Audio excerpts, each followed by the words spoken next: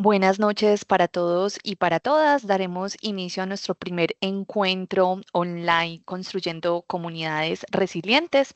Los invitamos a ver los siguientes videos para dar apertura a estos encuentros de conocimiento.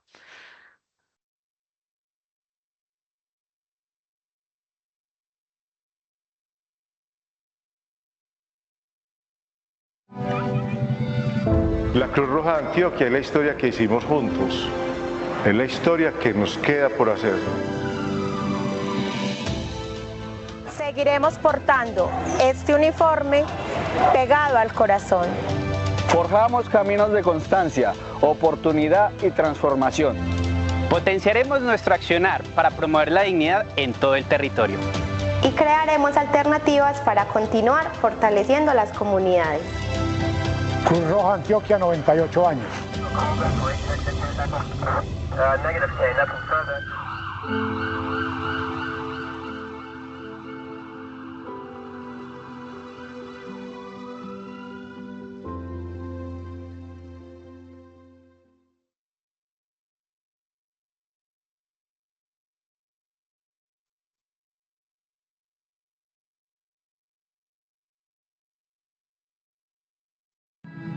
Mi nombre es Ana María Ocampo, estudié Gestión Ambiental y Riesgos de Desastres en el Instituto de Educación Cruz Roja Colombiana, seccional Antioquia.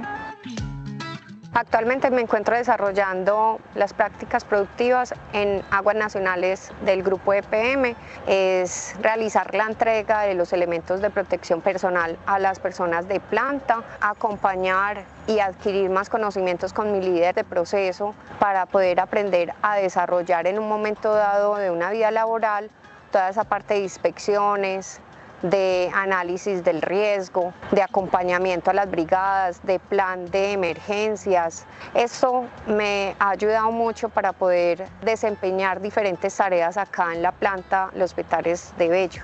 Ser estudiante de la Cruz Roja Colombiana me genera un plus adicional en el momento de adquirir más conocimientos y desarrollarlos a través de la vida laboral, que es desarrollar la parte del ser, la parte humana, y también de aplicar esos conocimientos para poder conocer e identificar y poder mitigar en cualquier caso esas situaciones de riesgo. Me siento muy agradecida de haber sido estudiante de Cruz Roja Colombiana. Tengo muy buenos recuerdos con mis docentes, aprendiendo de ellos, de sus conocimientos, de sus saberes, porque Cruz Roja Colombiana es una inspiración para mí.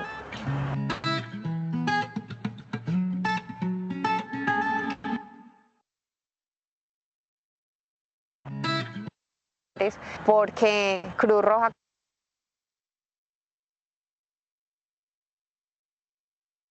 Bienvenidos a los encuentros online de conocimientos, construyendo comunidades resilientes. Este evento es realizado en el marco del mes de la reducción del riesgo de desastres, el mes de octubre. Por ello, también les extendemos la invitación especial a participar en los próximos encuentros, el resto de los miércoles de octubre a las 6:30 de la noche. Les recordamos que la asistencia a los 4 encuentros con el debido diligenciamiento de la asistencia les proporcionará la constancia de asistencia. Por eso en este momento ustedes ven en pantalla un código QR, el cual pueden escanear, ahí pueden realizar su asistencia. Si quizás no les da el código QR, en el transcurso de la reunión también les estaremos poniendo en nuestro chat el link. Ahí lo pueden ver también en el chat. Les recordamos solo diligenciarlo una vez por cada charla. Es muy importante que escriban de forma correcta su correo electrónico, ya que por este medio será enviado el certificado. Damos entonces inicio a este primer encuentro. Hoy nuestra invitada es Paola Franco. Ella es comunicadora social, periodista, especialista en seguridad y salud en el trabajo, magíster en gestión del riesgo y medio ambiente y voluntaria de la Cruz Roja Colombiana Seccional Antioquia. La charla de hoy es la clave del conocimiento en la gestión del riesgo de desastres.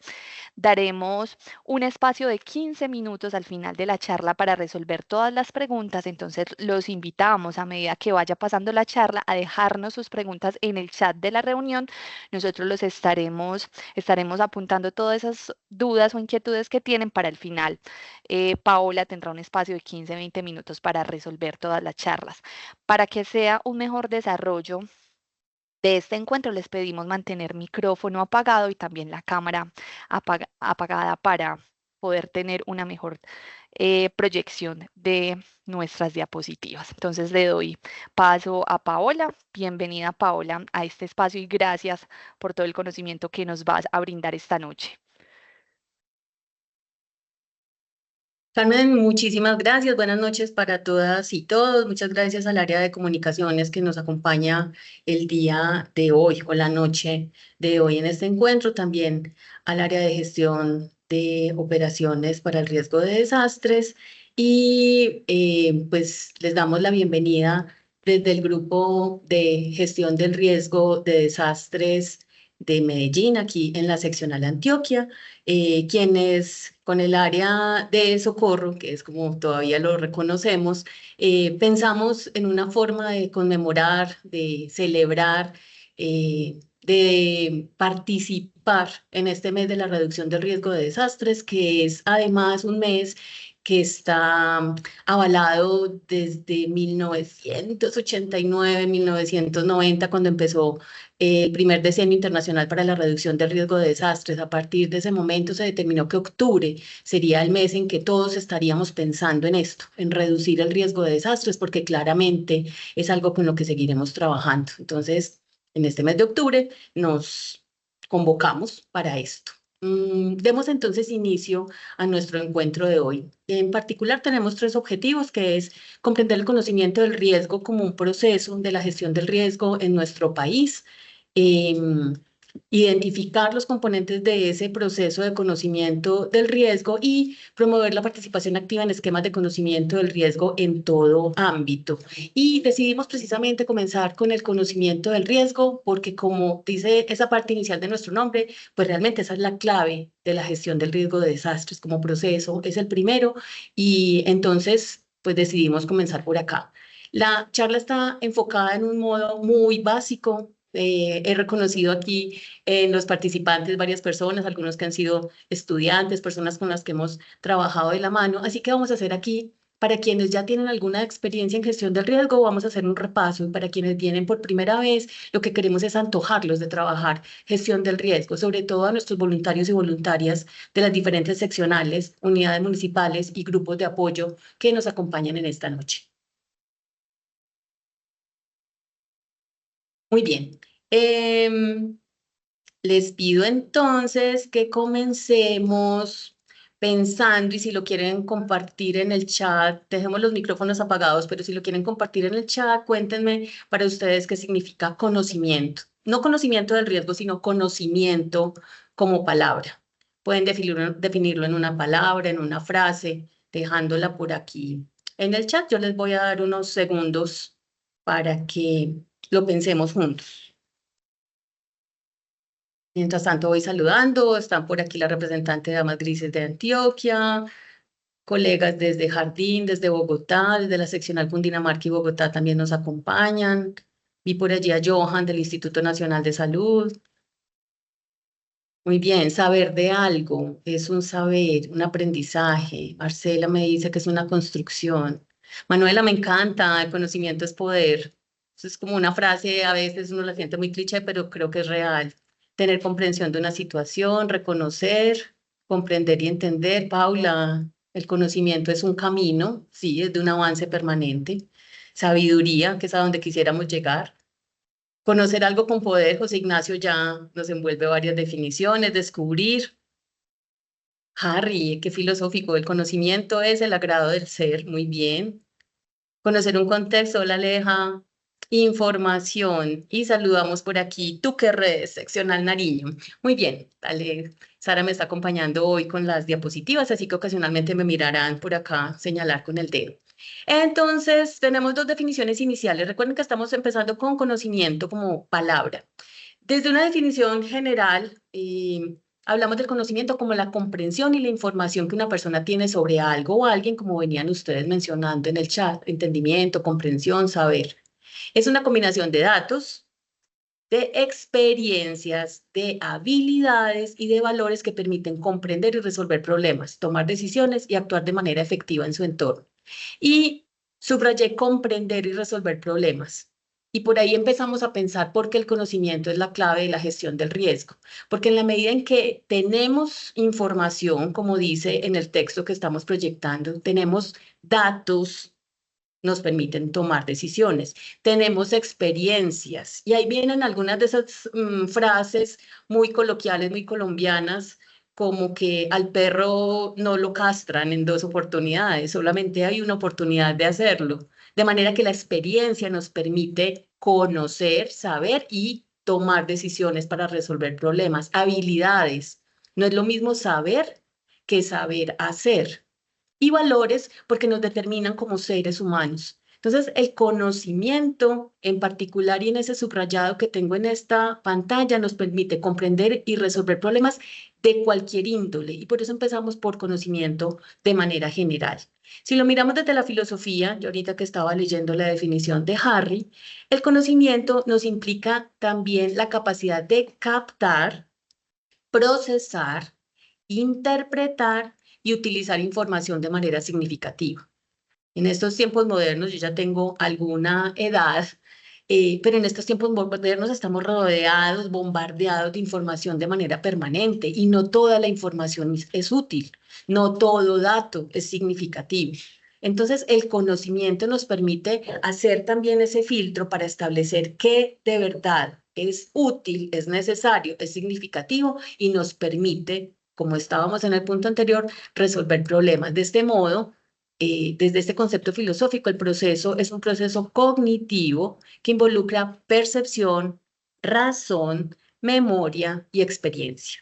Y creo que es muy importante que mantengan esa palabra experiencia en el backup de lo que estamos hablando hoy, porque el conocimiento no solo es saber datos, también es interpretarlos y también es la experiencia que hemos adquirido para que no nos vuelvan a pasar las mismas cosas 1, 2 veces o 3 veces. También sabemos que ocasionalmente nos damos contra la misma piedra.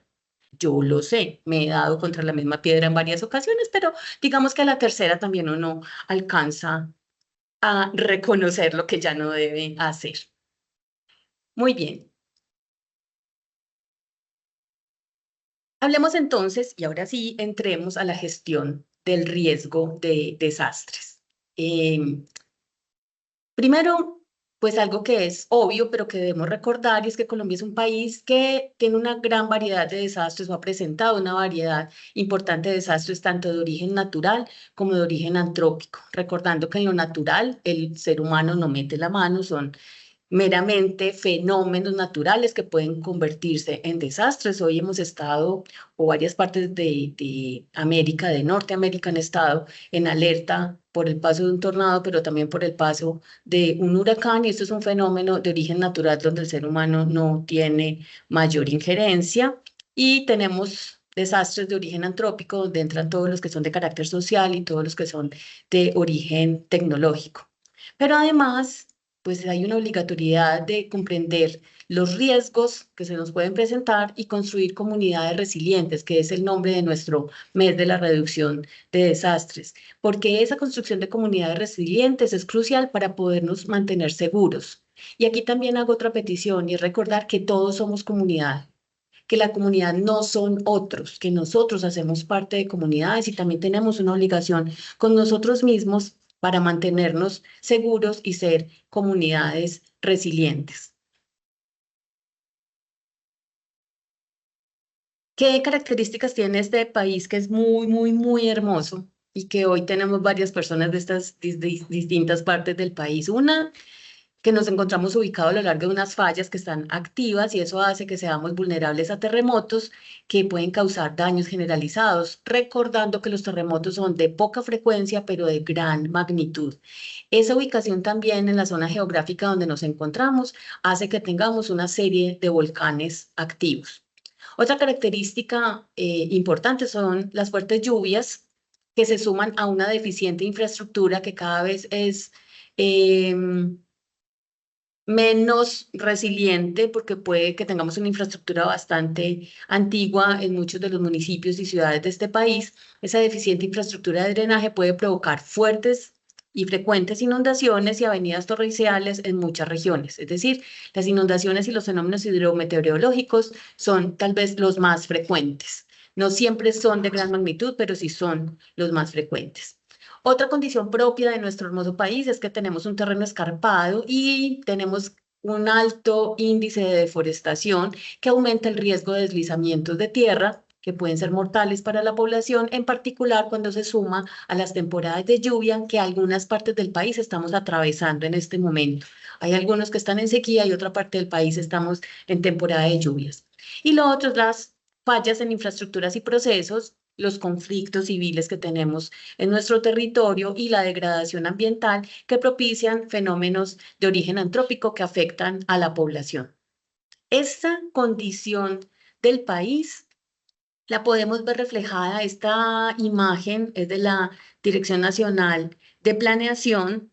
De hecho, la proyectaron la semana pasada en un simposio que hubo acá en Medellín sobre la celebración o conmemoración de 12 años de la Ley 1523 y nos muestra entonces cómo se han comportado históricamente los desastres en Colombia en un lapso de tiempo que determinaron desde 1998 hasta el 2023.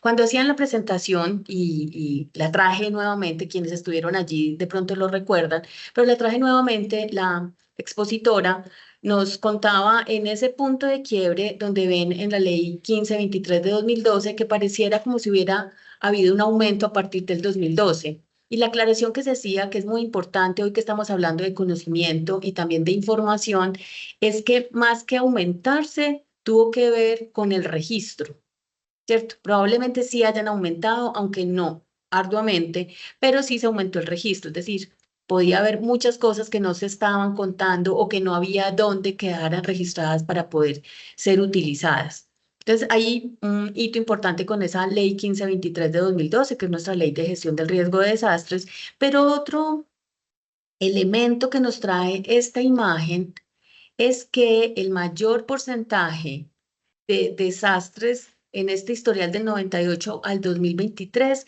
está asociado a los fenómenos de origen hidrometeorológico. Entonces tenemos el 35% con sequías e incendios, el 28% en inundaciones, el 18% movimientos en masa, el 13% en vendavales, el 4% en avenidas torrenciales y el 2% en otra serie de desastres. Como hoy estamos hablando de conocimiento, esta imagen no es solamente para encuadrar esta charla, sino para empezar a pensar que si tenemos un histórico que nos está evidenciando esta información, también nos debería servir en términos de experiencia y de datos para saber hacia dónde me debo mover. Es decir, qué está pasando con estos fenómenos, por qué darles más fuerza a unos que otros. La estadística nos lo está mostrando. Ahora, esa ley 1523 entonces, que marca un hito interesante. Recuerden que antes de ella teníamos el decreto 919 del 89, decreto que surgió a partir de lo sucedido en Armero, que es un recordatorio permanente de las grandes emergencias, de los grandes desastres que hemos tenido en el país. Lo primero es el establecimiento de esta ley. Esta ley se establece en 2012 para crear el Sistema Nacional de Gestión del Riesgo de Desastres en Colombia y la Política Nacional de Gestión del Riesgo de Desastres, que entre varios de los objetivos que se tienen, los clave están en proteger la vida de las personas, que siempre será lo primordial, los seres humanos y los seres con los que vivimos, porque cada vez es más fuerte recordar que convivimos con nuestras mascotas, con estos seres que son sintientes, pero que no toman decisiones y por lo tanto dependen de nosotros como seres humanos. Proteger los medios de vida, porque salvar vidas es lo primordial, pero darle continuidad a esa vida que logramos salvar también es muy importante en los procesos de recuperación. Los bienes de los colombianos, porque no solamente se trata de quedar vivos sino quedar vivos en las mejores condiciones, que es a donde va esa palabrita de la resiliencia, tratando de esta manera de hacerle un frente al impacto de las emergencias y los desastres que se puedan presentar en nuestro territorio. Un tercer elemento importante es las responsabilidades, porque la ley describe funciones y responsabilidades de agencias gubernamentales y entidades privadas y comunitarias en la preparación y la respuesta. Y yo creo que para muchos es todavía poco claro entender cómo comunitariamente nosotros nos metemos en la ley 1523, porque el artículo 2 dice que es responsabilidad de todos. Y uno dice, ah, no, eso es como carreta que metieron ahí. Pero la realidad es que hay una responsabilidad individualizada. Cada uno de ustedes como asistentes a esta charla, como ciudadanos de este país, tenemos una responsabilidad con la gestión del riesgo de desastres y es algo tan básico como el conocimiento, la clave de la gestión. ¿Qué debo saber? ¿Qué tengo que saber? Pero sobre todo, ¿qué voy a hacer con eso que ya sé?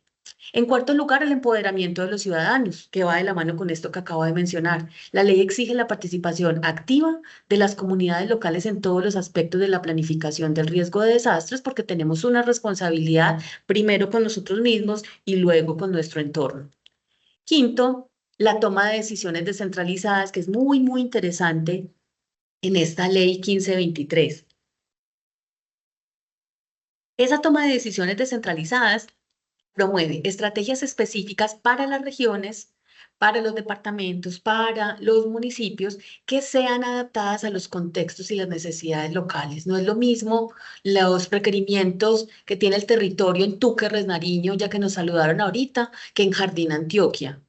Pueden tener similitudes, pero no son iguales y la ley permite que se adapten las condiciones y que se tomen las decisiones en función del territorio, porque si además cada ciudadano es responsable, pues cada gobernante también es responsable del territorio que está administrando y que decidimos que administrara cuando votamos por él en el proceso democrático de este país. Y aquí, si por acá hay estudiantes de mi pregrado, podrán recordar el famoso sistema o la estructura del sistema nacional con el que doy mucho refuerzo permanente. Esta figura normalmente ustedes las conocen en cascada, en los colores azul y amarillo, que es una figura que en el ámbito nacional empieza en el presidente de la República, que tiene un Consejo Nacional para la Gestión del Riesgo. También en este simposio al menos me sentí tranquila porque yo siempre digo, ¿qué hace el consejo? Pues aconseja. Y entonces como, obvio, obis. Pues sí, el consejo aconseja y a veces a la gente se le olvida que el consejo es para aconsejar, porque para eso hay una serie de personajes que representan diferentes líneas del conocimiento, diferentes líneas del saber, que pueden dar perspectivas diversas para la toma de una decisión. Por eso el consejo aconseja.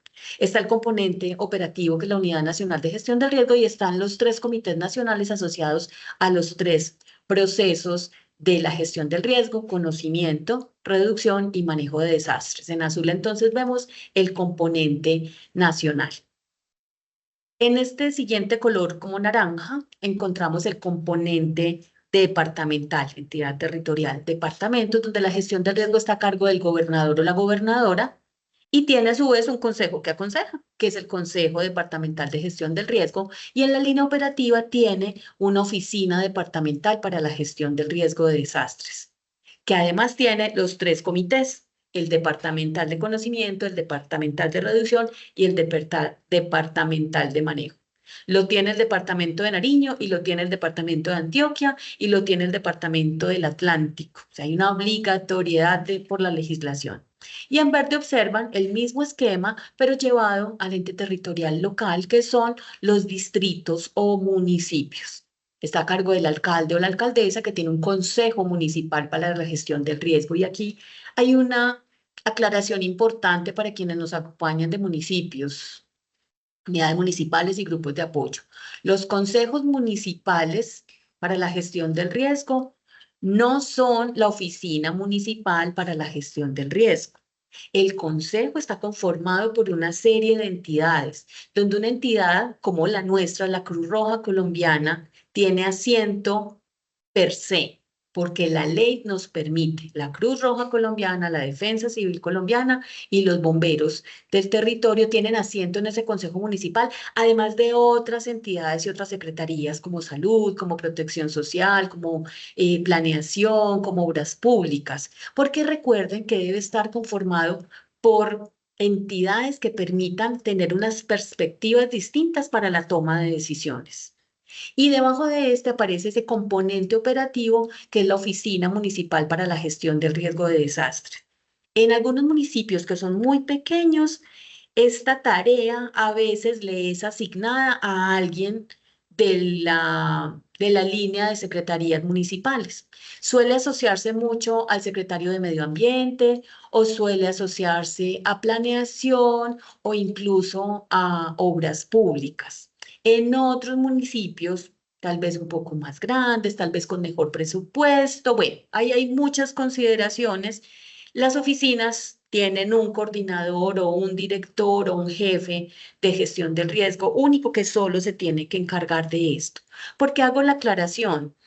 Porque no siempre el que aconseja también opera, ¿cierto? Aquí tiene que haber una línea de componente de toma de decisiones en el consejo y una línea de operación del hacer cosas. Finalmente todos terminamos haciendo cosas en gestión del riesgo. Por ejemplo, uno dice el bienestar familiar. El bienestar familiar tiene una tarea indispensable y supremamente importante en la gestión del riesgo, sobre todo para garantizar los derechos de las personas, de los niños, niñas, jóvenes y adolescentes que pueden ser vulnerables. Los hospitales, donde en un municipio normalmente solo tengo un hospital de segundo nivel o de primer nivel, tiene una tarea importantísima porque ese hospital se va a encargar de la recepción y de la atención de los lesionados provenientes de la emergencia. En el ámbito municipal o distrital, pensando Bogotá es distrito, Medellín es distrito, Barranquilla es distrito, tenemos también entonces el Comité Municipal de Conocimiento, el de Reducción y el de Manejo. Este esquema que están viendo acá, subdividido en entes territoriales, es el que normalmente vemos en cascada, pero que además tiene una cosa muy importante de la mano con el punto anterior cuando decíamos que es descentralizado, y es que cuando ocurre el evento, la emergencia no se atiende de arriba hacia abajo, sino de abajo hacia arriba. Es decir, el primero que responde es el ente territorial al que le está ocurriendo. Es más, vamos a ir a más detalle. Les recuerdo, por favor, apagar sus micrófonos. Muy bien, yéndonos aquí a mayor detalle. Debajo, si lo miráramos en términos de escalada, debajo de la alcaldía, empezamos a tener estos tres componentes: el empresarial, el comunitario y el familiar. Y aquí espero que se estén viendo reflejados en por qué la gestión del riesgo es responsabilidad de todos. El empresarial, dale, Sara, por favor. El empresarial, yo lo puse aquí como de manera general. Como no tengo, nosotros tengo un alcalde, un gobernador y un presidente en la empresa, yo tengo un gerente general o un representante legal. En el componente operativo, bueno, podrían tener una junta de socios, que no la puse allí, porque me quise ir de una vez al componente tomador de decisiones y de operación. Entonces tengo un componente tomador de decisiones que son los comités de emergencia que los encontramos en todos los planes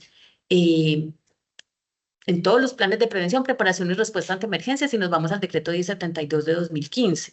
Ahí, en ese comité de emergencias, encontramos, como en los consejos, diversos perfiles. Tengo el personal de mantenimiento, tengo al componente de tecnologías de la información y de la comunicación. Yo aprovecho que por acá tengo a alguien que me hizo recordar esto. Tengo al área de comunicaciones, tengo al área de talento humano. Y tengo un componente muchísimo más operativo que suelen ser las brigadas de emergencia. Entonces, una empresa, antes de ir a activar una alcaldía, normalmente tiene una respuesta inicial que es la que está dando como empresa. Por eso vuelvo a lo que les decía ahorita, cuando respondemos a la emergencia empezamos de abajo hacia arriba. La empresa responde a su emergencia. ¿Puede y debe llamar a los organismos de socorro de su municipio? Claro que sí, siempre, siempre. Incluso habiendo terminado, habiendo controlado el evento que le pasó, tiene toda la posibilidad de llamar y que los organismos de socorro vengan. Pero no siempre eso me genera una activación de un consejo municipal. Y si me voy a lo comunitario, entonces aquí haciendo el símil, yo puse que tendríamos como en cabeza la organización comunitaria de base. Sé que hay municipios del país, algunos en Cundinamarca, en Caldas, aquí en Antioquia, no sé, en los otros lugares me pueden escribir en el chat si tienen, por ejemplo, comités barriales de gestión del riesgo o comités barriales de emergencia o comités locales de emergencia, los que tengan localidades o comités comunales o corregimentales. Por aquí hablan Comité Zonal de Gestión del Riesgo de las Margaritas. Entonces, si tenemos ese elemento organizacional tomador de decisiones, ya en este segundo punto, pues yo puedo pensar, o este tipo de comités pueden pensar cuáles son las capacidades que juntos, como elementos que conforman una comunidad, van a poner a jugar en el tema de emergencias. Recuerden que no es solamente la respuesta a emergencias. Gracias, Johan. Comité de ayuda mutua por localidad que, Johan, ahí serían empresariales y comunitarios como de origen mixto o son de una sola línea. Cuéntame en el chat, por favor. Y por último, la organización para esas emergencias. Finalmente, la intención de componente comunitario, por ejemplo, en un barrio, en una unidad residencial donde a veces ni nos conocemos, lo que nos va a permitir es que la primera respuesta a emergencias la demos efectivamente quienes estemos allí. Y les voy a poner un ejemplo así muy rapidito, porque hace un mes tuvimos un conato de incendio en la unidad residencial donde yo vivo y se dio cuenta precisamente un vecino que empezó a oler a quemado. Y en el chat de la unidad preguntó por el dueño del apartamento, la persona de hecho no estaba, creo que estaba fuera de la ciudad, y bueno, se tomaron la...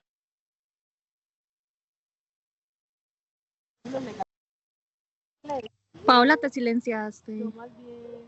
Y alguien me silenció. Todavía no se pueden aburrir, apenas estamos empezando. Muy bien. Mixto me contestó por aquí, Johan. Involucra también a los organismos de socorro. Gracias, Johan.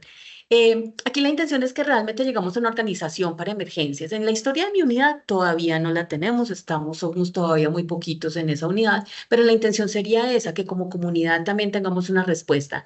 Y por último, en el componente familiar, que es hacia donde debemos llegar. El familiar, que ya Sara le va a dar tic.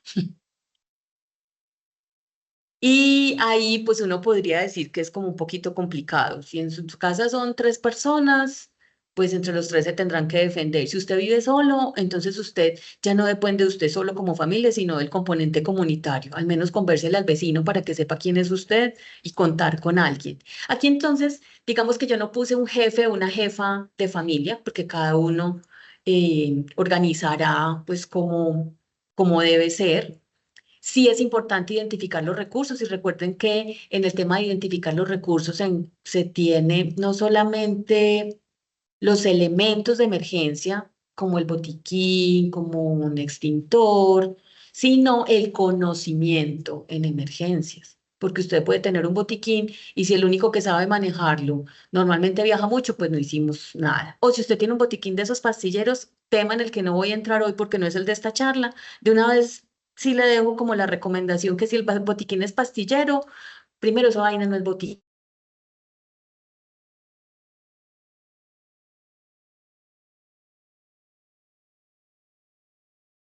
Paola, otra vez.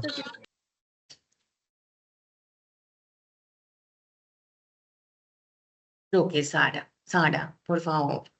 ¿Quién me quiere silenciar? No sean así. Ya nos perdimos el hilo. Nada, estábamos diciendo los botiquines, los recursos y la identificación de los saberes. Y por último, cómo se van a organizar en términos de emergencia. Eso puede incluir cosas simples como el punto de encuentro y puede incluir cosas mucho más poderosas. Por ejemplo, si ustedes tienen identificadas amenazas importantes que pongan en riesgo la vida de las personas, ¿cuál es su plan de contingencia? ¿Cuál sería su albergue más cercano o el autoalbergue que pueden tener? Aquí lo que quería era llevar un poquito más abajo ese esquema de la estructura del Sistema Nacional de Gestión del Riesgo, porque el Sistema Nacional de Gestión del Riesgo no es solo la unidad, ni es el Consejo Municipal, ni es el IDIGER para Bogotá, ni es el DAGRED para Medellín, ni es el DAGRAN para Antioquia. Somos las entidades públicas, privadas y comunitarias. Y alguien por aquí está preguntando por el diplomado. No le puedo responder por el diplomado, pero sí voy a aprovechar esa intervención de William para decir que ahí entran las escuelas y colegios y universidades, las iglesias. Todos tendríamos una responsabilidad para poder entender esto de responder de abajo hacia arriba en el esquema de la gestión del riesgo. Muy bien, para cerrar esta parte introductoria de la gestión del riesgo, vamos a hablar de los procesos y subprocesos. Los he mencionado en la estructura porque son 3 y cada uno tiene un comité. Hay algunos departamentos y algunos municipios que juntan unos con otros, por ejemplo, conocimiento y reducción, y el otro lo dejan solo, que es manejo. En general tenemos 3 procesos. El proceso de conocimiento del riesgo, que se encarga de la identificación y caracterización de escenarios de riesgo, el análisis y la evaluación del riesgo, la comunicación del riesgo y el monitoreo del riesgo. En este proceso nos vamos a concentrar en la parte media de esta charla que nos convoca. El segundo proceso es el de la reducción del riesgo, y es muy importante, esto va en línea, o sea, hay una continuidad, porque si yo ya tengo la información que me dio el conocimiento para saber qué hacer, o más bien, qué puede pasar, la reducción me dice, bueno, ¿usted qué va a hacer con eso? Entonces lo puede hacer en términos de la intervención correctiva, de la intervención prospectiva y de la protección financiera, que son las herramientas que nos da la reducción del riesgo de desastres como proceso. Y por último, ahí a veces yo siento que es un poco desesperanzador, pero pues tenemos que mantener la dosis de realidad, y es que el manejo de desastres es indispensable, porque el cambio climático es una realidad, porque nuestros comportamientos en formas de consumo suelen ser muy inadecuados, porque los temas económicos generan también muchas vulnerabilidades, y el manejo de desastres, que miren que ya cambia, ya no habla del riesgo, sino del desastre, porque en los 2 primeros yo alcanzo a trabajarlo antes de que ocurra. Mientras que en el manejo de desastres esto es respuesta. Sin embargo, la ley me dice, amigo, es respuesta, pero usted tiene la posibilidad, otra vez basado en la información que le dio el conocimiento del riesgo, de prepararse. Y por eso los 2 primeros subprocesos del manejo son preparación para la respuesta y preparación para la recuperación. Este módulo tal vez sea el que más me guste dar a mí en la universidad, el de manejo de desastres, porque confieso que me gusta el manejo de desastres y la palabra manejo, me gusta administrar. Los desastres lamento mucho que se presenten realmente, lo ideal sería que no se presentaran. Pensar que el manejo no es solo responder, sino que es recuperar. Todas estas personas a las que logramos salvarles su vida deben volver a la normalidad, a una normalidad igual o mejor que la que tenían antes de que ocurriera el evento. Y a veces, sobre todo puede ocurrir con organismos de socorro como el nuestro, tenemos una tarea muy puntual, muy participativa en el manejo, y ocasionalmente, y hablo por mi organización que represento hoy, que es la Cruz Roja, entramos a acciones de recuperación. No todo el mundo está haciendo recuperación, es complejo hacer recuperación, pero se puede planear. Miren que los segundos 2 subprocesos del manejo de desastres ya es ejecute lo que preparó y ejecute lo que preparó para la recuperación. Es decir, eso que ya estaba escrito. Creo, y esto es como una opinión muy personal, que todavía no estamos tan juiciosos en preparar la respuesta. En ejecutarla sí. Llevamos décadas respondiendo a los eventos de emergencia que nos ocurren, pero todavía pasa en muchos lugares que esas lecciones aprendidas, esas oportunidades de mejora quedan en la cabeza de alguien y no quedan por escrito. Por eso es tan importante escribir para poder mirar qué pasó y cómo mejorar eso que sucedió. Muy bien.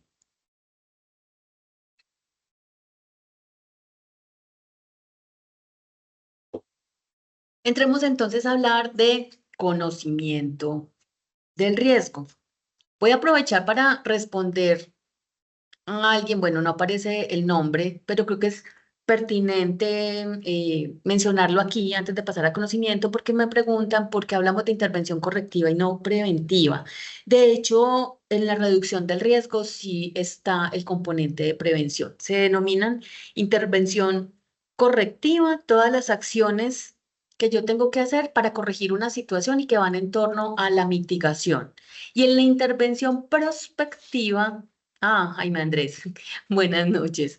En la intervención prospectiva es donde estamos haciendo todas las acciones de prevención para evitar la ocurrencia. Entonces, lo correctivo no habla de prevención porque ya la condición de riesgo está presente. Entonces solo me da la opción de mitigarla, de disminuir sus consecuencias. Esto se asocia mucho, sobre todo a los fenómenos de origen natural, donde no tenemos una intervención directa para tratar de eliminarlo. Porque la traducción más clara de prevención no es preparación, la traducción más clara de prevención es evitar la ocurrencia del evento. Quienes han estado conmigo en otras charlas, yo siempre pongo el ejemplo de la prevención del embarazo. Cuando se hacen las campañas de prevención del embarazo, no es para mitigar el embarazo, es para que las personas no se embaracen. Cuando hablamos de prevención de desastres es precisamente para evitar la ocurrencia del desastre. Como hay algunos eventos que no se pueden evitar, insisto, un alto porcentaje de los que son de origen natural, lo que nos toca hacer es tareas de mitigación. Es decir, no puedo evitar la ocurrencia del evento, pero sí puedo mitigar sus consecuencias. Por ejemplo, el sismo. No podemos evitar la ocurrencia del sismo, pero sí podemos construir en terrenos adecuados, sí podemos construir con normas de sismoresistencia, sí puedo tener un modelo de plan familiar de emergencia. No estoy evitando el sismo, pero estoy tratando de disminuir las consecuencias que este puede traerme como parte de mi familia. Muy bien, hablemos entonces de conocimiento del riesgo y quiero comenzar con esta frase que dice, la gran mayoría de las tareas difíciles son siempre la suma de las tareas fáciles que no hicimos a tiempo. Cuando la encontré decía que era de Nelson Mandela, pero busqué por ahí como en frases de Nelson Mandela y no fue ubicada por el señor, entonces mejor lo dejé anónimo. Si alguien sabe quién es, me puede contar de una vez, pero la dejé anónimo por si las moscas. La gran mayoría de las tareas difíciles son siempre la suma de las tareas fáciles que no hicimos a tiempo. Y me parece que esto aplica muy bien en la gestión del riesgo de desastres. Hay cosas que dejamos pasar, que pensamos que se pueden hacer después, que pensamos que no es tan horrible, que pensamos que pues, ¿qué nos va a pasar a nosotros si nosotros somos tan buena gente? Y entonces vamos como dejando de lado, vamos dejando de lado hasta el momento en que eso se vuelve una cosa más grande. Y una cosa más grande es o que se presenta un evento o que sale más costoso. No sé, voy a poner un ejemplo así como simple, que es el ejemplo de la plancha. También los que me conocen saben que pongo el ejemplo de la plancha porque soy generación que planchaba los domingos y la plancha se quemaba, hacía explosión.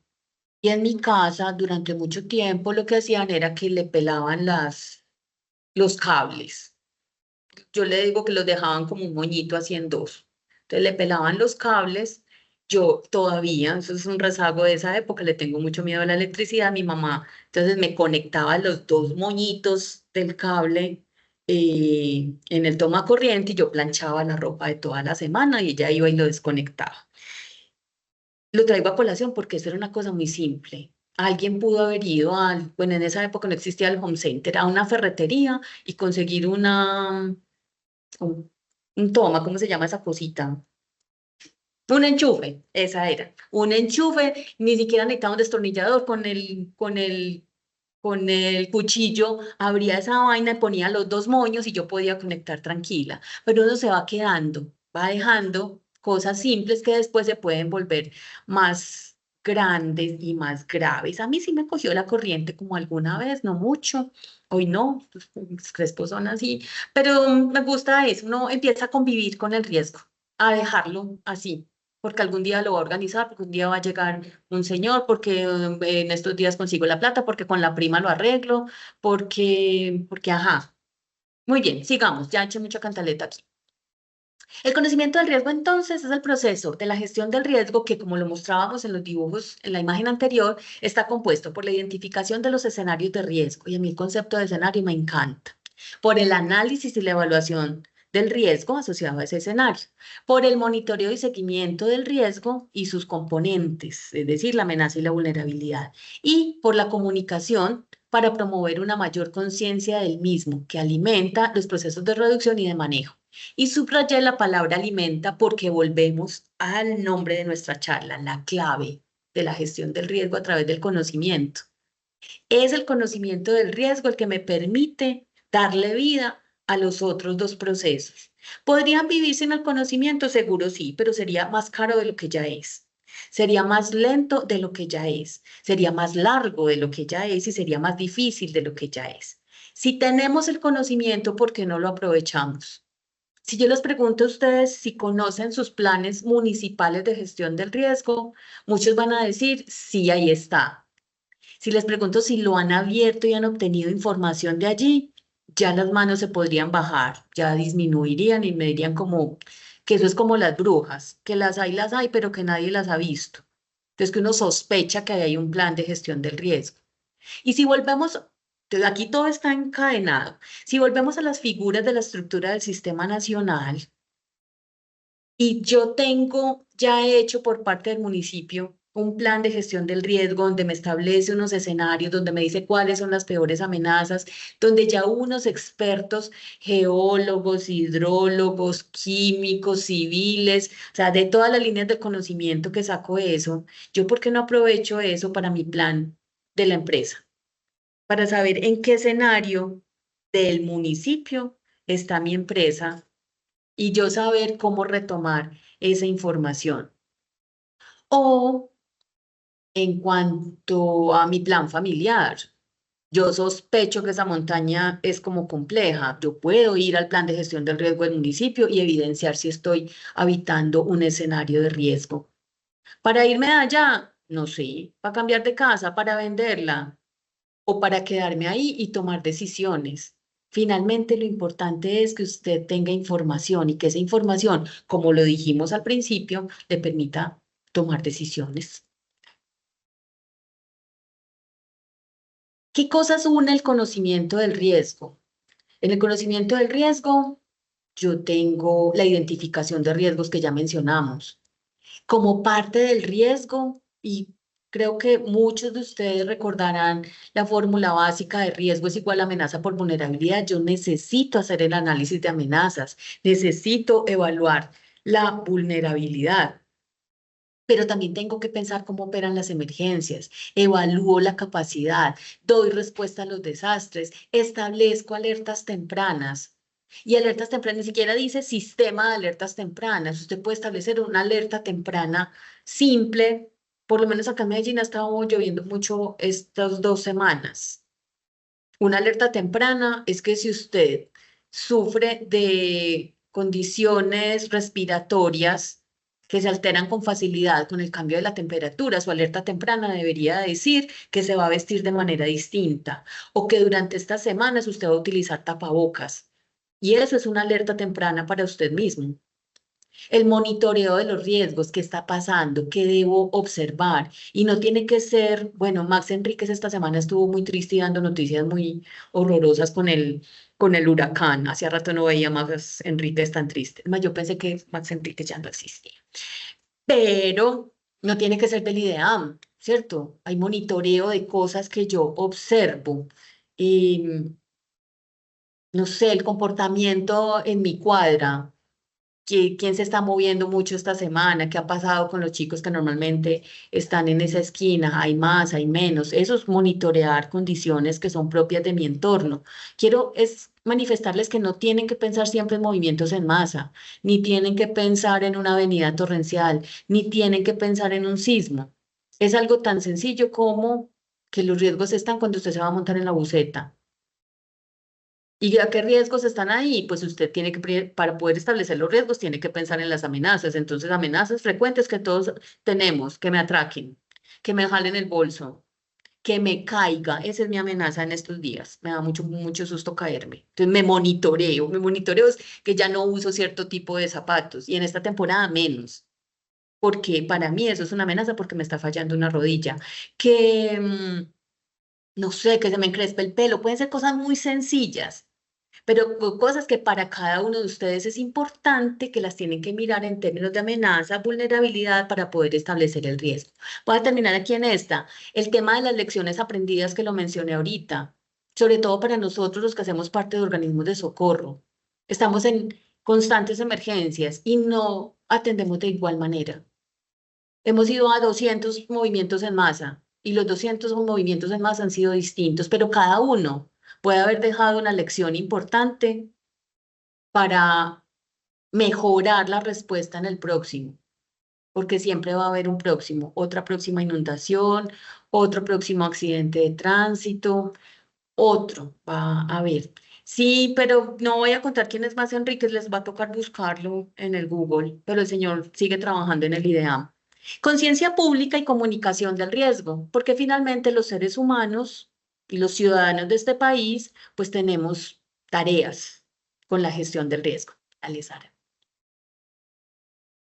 ¿Qué ha pasado? Esta también es de la misma charla, puede ser que fue una de las charlas que más me gustó del simposio, y es qué dinero se le ha dado a la gestión del riesgo entre el 2011 y el 2022. Dice la Dirección Nacional de Planeación que se le ha dado más dinero al manejo de desastres y que al que menos dinero se le ha dado es al conocimiento. Y yo aquí echándoles este cuento que el conocimiento es muy importante. Y sí, o sea, yo soy totalmente creyente que el conocimiento es muy importante, pero no podemos dejar de lado que el conocimiento no se ve, ni vende, ni emociona, ni sale en las noticias. Mientras que el manejo de desastres sí, lamentablemente. Si de pronto recuerdan mi presentación, yo soy comunicadora social, periodista. Yo no veo un semestre de amarillismo, no lo vemos, ninguno de los comunicadores lo vemos, pero sabemos que en un momento dado el rating y lo que genera emoción y respuesta de la opinión pública y está dado con eso, con la emoción. El conocimiento a mí me genera mucha emoción, pero pues yo soy una en 80.000. Mientras que observar, de hecho, pensando en el huracán que ya alguien mencionaba ahorita en el chat y yo lo mencioné también al principio, pasaron imágenes, o sea, el huracán ni siquiera había terminado de pasar por Florida y ya estaba mandando imágenes. Alguien armó una fake news, una noticia falsa, como si el huracán ya hubiera pasado. Y la gente lo empezó a replicar y a mandarlo por todas partes porque eso genera emoción, conversación. Entonces, este pantallazo para recordarnos que aunque el conocimiento es vital, es indispensable para alimentar los otros dos procesos, realmente no está económicamente recibiendo lo que se requiere. Y yo no creo que necesariamente sea una decisión de a conocimiento poquito y a manejo mucho. Creo que no es así. Creo que son las circunstancias que todavía no evidencian los procesos de conocimiento funcionando y los desastres tienden a ser de gran magnitud. Entonces, vemos, por ejemplo, en la inversión nacional, que el 90% de la inversión se fue al manejo de desastres y el 6% a la reducción. O sea, calcule pues el conocimiento. En las inversiones departamentales de manera general, el 51% se fue a manejo y el 36% se fue a reducción. En las inversiones municipales, el 38%, bueno, ahí la cosa trató de equilibrar. Se fue a manejo y el 40% a reducción. Y en la disposición de las regalías, el 31% se fue a manejo y el 65% se fue a reducción. Ahí vea, de ese cuadrito amarillo es donde se pega mi esperanza de que sí todo puede mejorar. Muy bien, vamos a mirar algunos de esos subprocesos y vamos a entrar a cerrar este encuentro de hoy. Identificación de escenarios de riesgo y su priorización. Entonces, para construir un escenario de riesgo, que es una delimitación física, una delimitación geográfica donde yo identifico amenazas y vulnerabilidades, pues propone uno de los más estudiosos y tal vez uno de los papás de la ley 1523, que es Omar Darío Cardona y su equipo, este marco conceptual del enfoque holístico con evaluación probabilista. Hay otro tipo de evaluaciones, pero en esta charla me voy a concentrar en esta.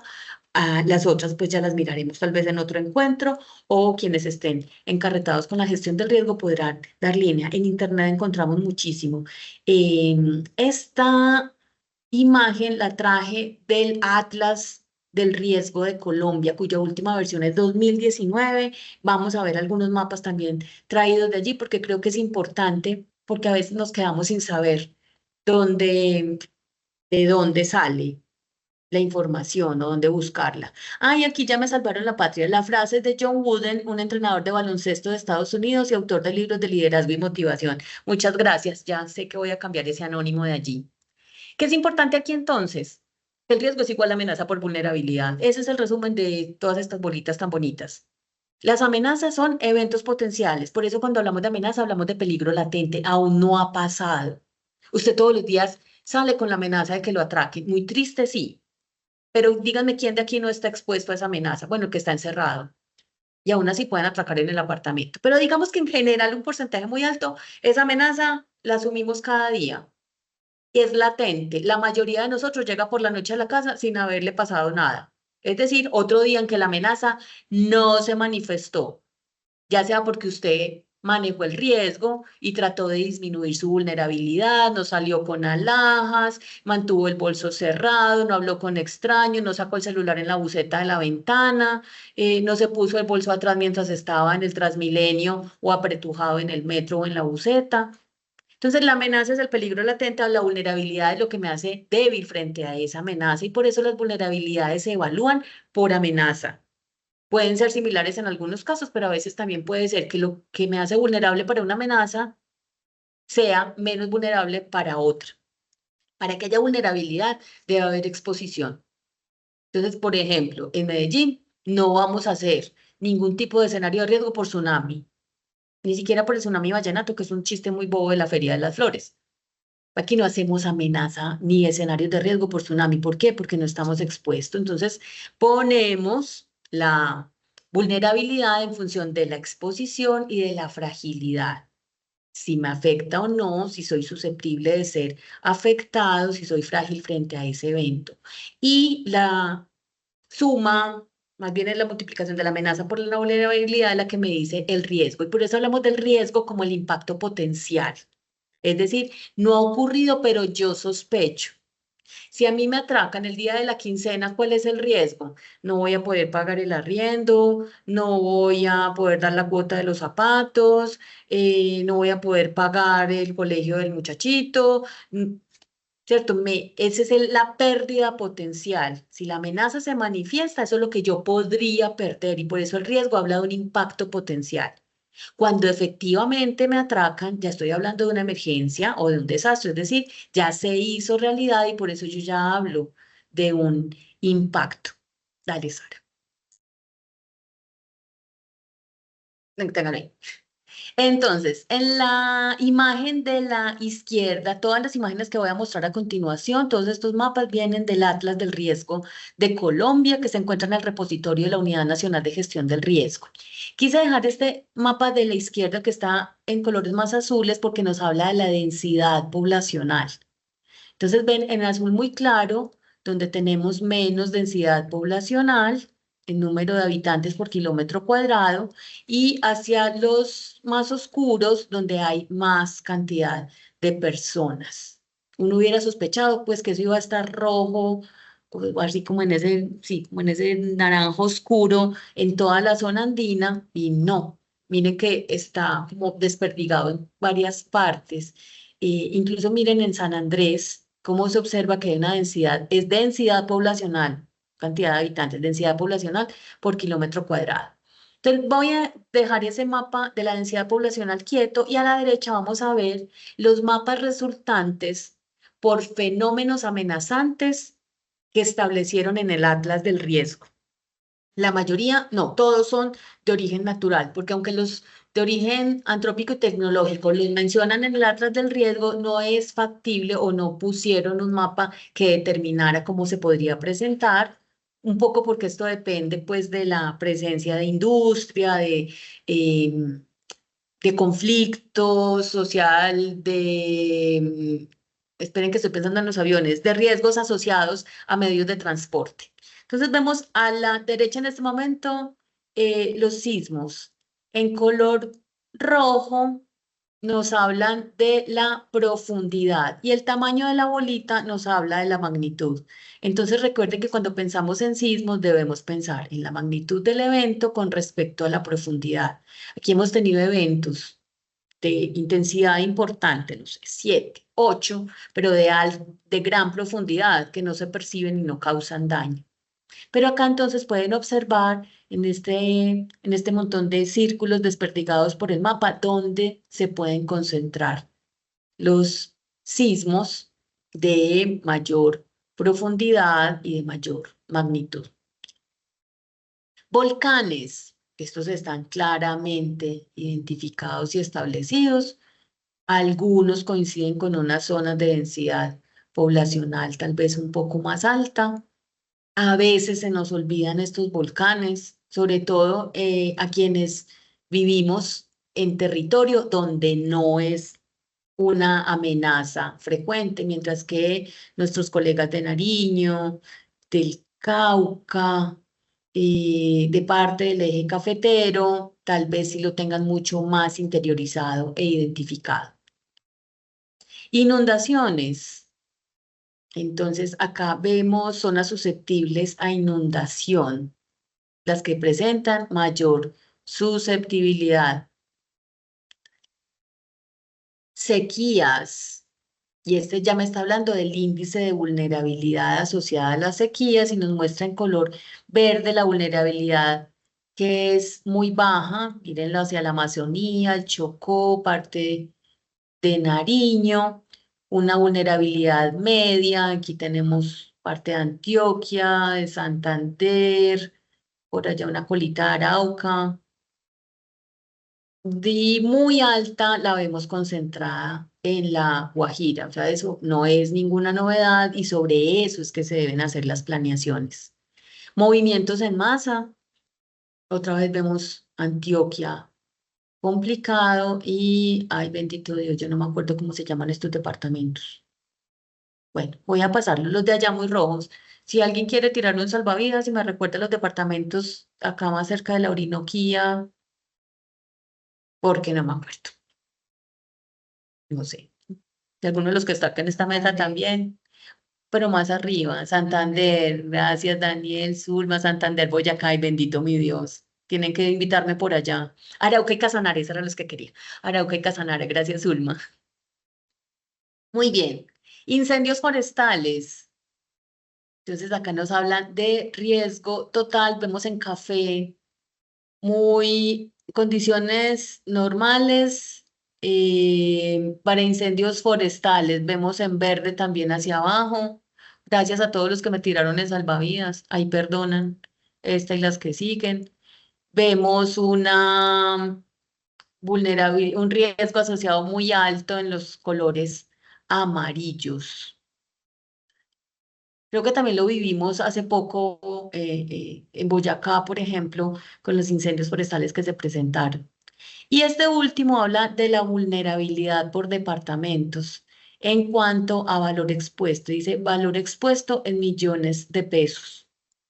Entonces, se observa con relativa claridad dónde se presentan mayores eventos o dónde se pueden presentar mayores eventos y también dónde va a haber mayores pérdidas. De hecho, la Universidad de La Sabana hace un análisis a 2021 muy interesante y para quienes están acá de Antioquia, muestra cómo Antioquia es el departamento con mayores dificultades, porque se han presentado los eventos con mayor magnitud y las mayores pérdidas. ¿Qué implica eso para Antioquia? Que para una oficina como el DAGRAN y el Consejo Departamental de Gestión del Riesgo de Antioquia, tienen que observar con mayor detenimiento qué ha pasado antes para poder mirar qué se va a hacer. Eso en particular a nosotros como seccional, hoy que nuestra charla es desde acá, desde Antioquia, también nos debe mover el piso, pero miren abajo, el Valle del Cauca, que también son supremamente juiciosos con la gestión del riesgo de desastres, también nos muestra cómo tienen una alta vulnerabilidad en términos de valor expuesto. Y hay algunos que aquí aparecen como que el valor expuesto es menor. Bichada, Guainía, ve, aquí sí están los nombres de los departamentos. Voy a aprenderme esto. Bichada, Guainía, Baupés, uno dice, bueno, la vulnerabilidad es menor, pero recuerden que las vulnerabilidades, como dice Wilches Chaus, pues son de muchas índoles, no es solo la vulnerabilidad económica, y probablemente quienes aquí aparecen con vulnerabilidad económica baja tengan una vulnerabilidad ambiental muy alta, que es la Orinoquía y la Amazonía, que finalmente es de quien dependemos para tratar de pasar de mejor manera estos asuntos relacionados con el cambio climático. Muy bien, dale, pasemos este. Finalmente, esta partecita, riesgo. Bueno, yo estaba contando otros tiempos. Las dos palabritas, riesgo y desastre, ya las adelantábamos ahorita. Riesgo como la probabilidad de ocurrencia, es decir, un impacto esperado, no ocurrido. Es una probabilidad de ocurrencia de daños y de pérdidas. Entonces, siempre debemos pensar en qué se va a dañar, en qué voy a perder. Digamos que es la adaptación más fácil para pensar en riesgo, sin meternos en los caminos científicos y técnicos. Cuando usted piensa en riesgo de desastres, tiene que pensar qué se va a perder a partir de una amenaza y de unos elementos que pueden estar expuestos a esa amenaza. Por eso hablamos de condiciones de exposición y de vulnerabilidad. Es algo potencial que aún no ha ocurrido.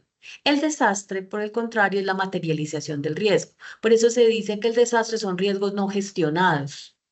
Y el desastre ya son pérdidas, daños y afectaciones cuantificables, que ya se materializaron, que ya tengo que atender en términos de la respuesta específica al evento y de la recuperación posterior al evento de emergencia. Este esquema, que es de la Oficina de las Naciones Unidas para la Reducción del Riesgo de Desastre, nos habla entonces como de varios enfoques del riesgo. El riesgo intensivo, asociado a grandes concentraciones de población y activos económicos vulnerables expuestos a amenazas extremas. El riesgo extensivo, como la exposición geográfica dispersa de las poblaciones, y activos económicos vulnerables expuestos a unas amenazas de intensidad baja o moderada. El riesgo cotidiano de hogares y comunidades expuestos a inseguridad alimentaria, a enfermedad, delincuencia, accidentes, contaminación, falta de saneamiento y de agua potable. Nosotros que en la Cruz Roja tenemos grupos de agua y saneamiento, es una tarea importante que hacemos tanto en labores de prevención como en labores de respuesta. Miren cómo cómo nos involucramos en los distintos tipos de riesgo y cómo nosotros como ciudadanos nos podemos ver reflejados sobre todo en ese riesgo cotidiano. Porque en el riesgo cotidiano están las cosas que nos importan y un poco la explicación de por qué las personas viven en lugares que son de alto riesgo, porque probablemente ese lugar de alto riesgo para esas familias, para esas personas, sea menos importante que el riesgo cotidiano de conseguir el alimento para el día, el pasaje para llegar al trabajo. Y no están pensando en que va a haber un derrumbe, y no está pensando en que va a haber un sismo, y no está pensando en que el río se le va a meter a la casa. Y por eso quise traer esta imagen del riesgo intensivo, el riesgo extensivo y el riesgo cotidiano, porque eso también nos ayuda a trabajar con las personas que se pueden encontrar en escenarios de riesgo. Identifican aquí en esta imagen la pobreza económica y otros actores de pobreza como la falta de poder, la exclusión, el analfabetismo y la discriminación, y las oportunidades limitadas de acceso a la movilización de activos. Entonces la pobreza mirada no solo como la falta de dinero, sino como la falta de oportunidad. Incluso así como en buen país hasta la falta de pispicia nos hace pobres, la falta de entender, y por eso otra vez volvemos al conocimiento como clave de la gestión del riesgo. Puede que la gente no tenga dinero, pero tiene conocimiento, puede empezar a mirar acciones. No voy a decir que el conocimiento no va a sacar de pobre a todo el mundo, pero nos puede dar herramientas para mejorar ciertas condiciones de vulnerabilidad. Y quise terminar este pedacito de esta identificación de escenarios de riesgo con esta, que es una frase que viene movilizándose hace mucho rato, pero que todavía no terminamos de identificar, porque todavía vemos estudios e investigaciones donde se habla de desastres naturales. La intención que tiene la Oficina de las Naciones Unidas para la Reducción del Riesgo con la campaña de los desastres no son naturales es que logremos entender que el fenómeno es un proceso natural. La lluvia en sí misma no es un problema. El problema de la lluvia viene cuando yo la asocio con componentes de vulnerabilidad social. Entonces, la lluvia ha existido desde la era jurásica, ¿cierto? Eso existe hace mucho rato, siempre llueve, pero antes no existían las casas al lado del río, que se iba a crecer. Antes no estábamos construyendo en la temporada seca, banqueando en la montaña para que en la temporada de lluvia se me cayera encima. Entonces, la intención de la campaña, el fuerte de la campaña es que entendamos que los fenómenos están allí, que convivimos con ellos y que sobre ellos tampoco tenemos control, que el control lo podemos tener sobre espacios de vulnerabilidad. Entonces, en estas imágenes que son de la campaña de la Unidad Nacional, van a encontrar videos en línea, pueden encontrar videos de la Oficina de las Naciones Unidas, muy interesantes también sobre esta misma campaña. Yo traje fue este de la Unidad Nacional, dice: lo natural son los fenómenos, la clave está en nuestras acciones. Uno, las ciudades bien planificadas. Y en ese caso de las ciudades bien planificadas, entendemos por qué en los instrumentos de planificación para la gestión del riesgo, el ordenamiento territorial es tan importante. La mayoría de nuestros municipios y de nuestras ciudades, en el principio de los tiempos, partieron del diseño de quienes las crearon, ¿cierto? Que era como una plaza principal y alrededor de esta plaza teníamos los entes que gobernaban política y económicamente, y a partir de allí la cuadrícula del municipio se iba expandiendo y eso fue muy hermoso hasta que empezamos a crecer, hasta que las condiciones propias de violencia en nuestros territorios hicieron movilizar a las personas hacia los lugares, hacia las áreas más urbanas, y empezamos a tener un crecimiento bastante desordenado, donde finalmente pues todos hemos tenido cabida. Entonces, la planificación de las ciudades, aquí entendamos ciudades, municipios, distritos, ¿en qué utilizamos el suelo? ¿Para qué? ¿Por qué estamos en esto? ¿Por qué son importantes los planes de ordenamiento territorial, que se supone que todos deberían estar ya actualizaditos según la legislación? No sé cómo andemos en esto. Educación sobre el riesgo, y otra vez volvemos al conocimiento. Si yo dejo de pensar y de satanizar que la lluvia es un enemigo y más bien pienso cuáles son las adaptaciones que debo tener, tal vez pueda ser parte de las formas de reducción del riesgo. Y decisiones informadas, y otra vez volvemos al conocimiento. Yo solo puedo tomar decisiones o cuando tengo una mala experiencia o buena, cuando tengo una experiencia, una habilidad o tengo un dato. Como dice aquí, no podemos evitar los desastres, la mayoría no los podemos evitar, pero sí reducir nuestra vulnerabilidad y prepararnos mejor. Recuerden que prepararse no es prevenir, prepararse es mitigar, disminuir los daños que vamos a tener. El otro subproceso, el monitoreo y el seguimiento del riesgo y sus componentes. Si yo identifiqué en mi escenario los distintos riesgos, porque además la belleza del escenario es volver al concepto de multiamenaza que yo no mencioné aquí. Y la multiamenaza como concepto es tan bonito es porque usted no se puede concentrar en un solo peligro.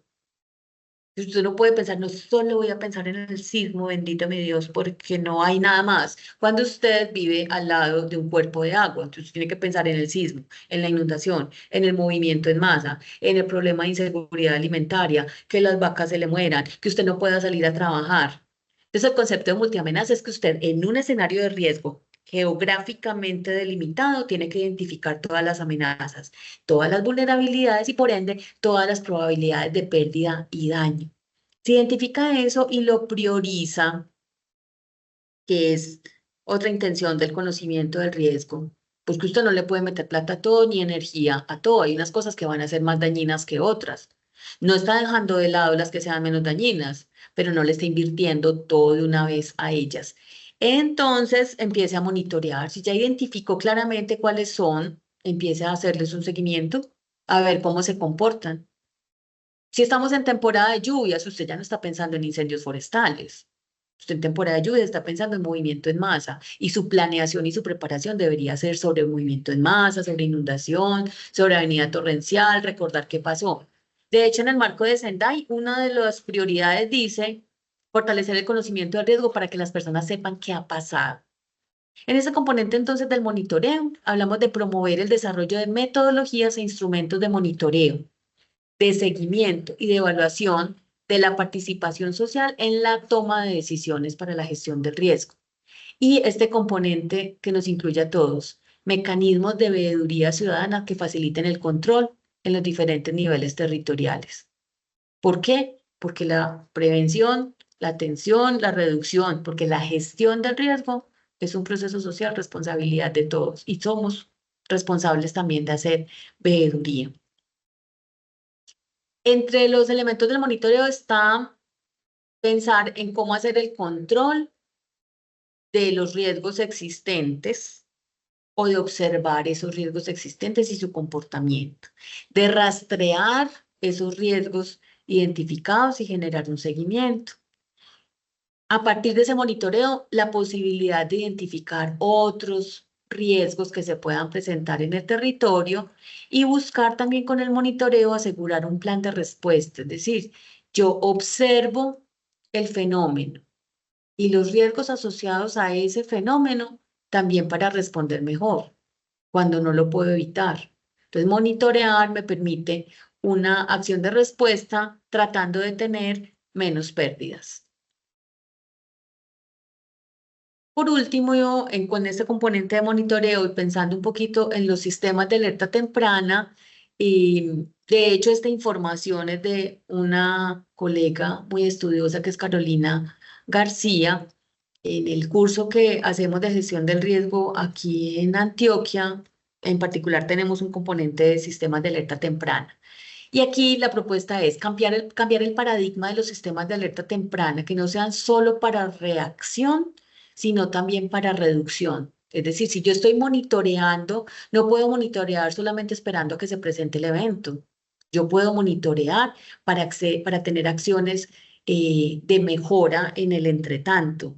No es lo más frecuente, pero por eso hablamos aquí de pensarlo desde otra forma. No quitar la forma normal, sino darle otras utilidades.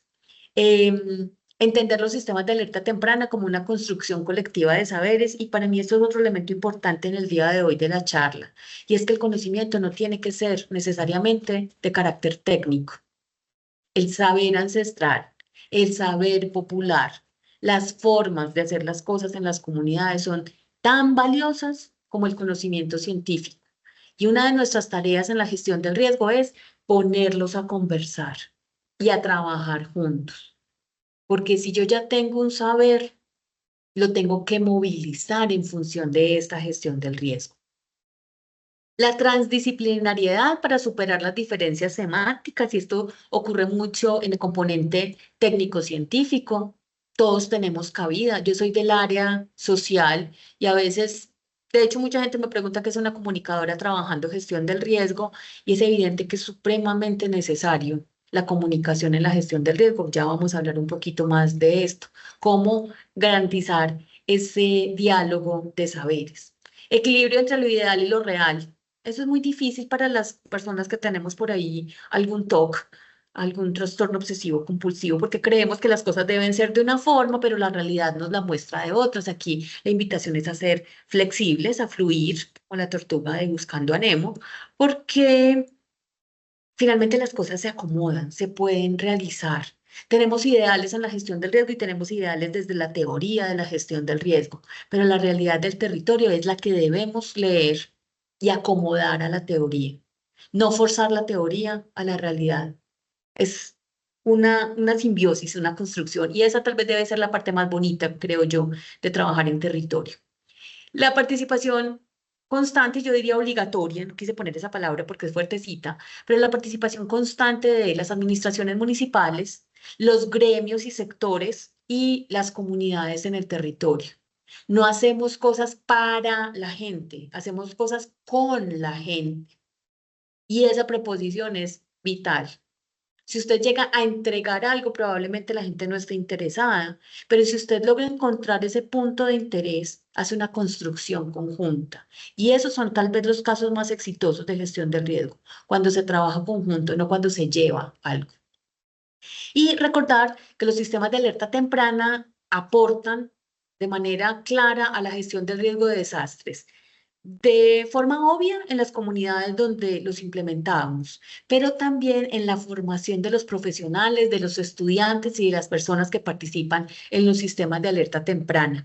Creo que tal vez los sistemas de alerta temprana en estos momentos sean una de las herramientas más democráticas de la gestión de riesgo, donde hay participación de todos.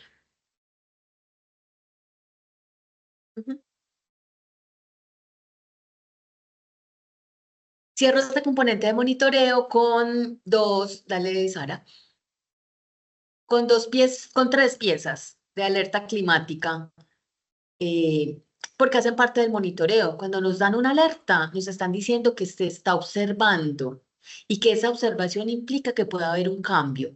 Estas tres que traje, entonces habla la primera. Alerta climática realiza una adecuada disposición de residuos para evitar taponamientos en las alcantarillas. Recordemos que una alerta nos establece un estado de preparación, que normalmente las conocemos en términos de verde, amarilla, naranja y roja.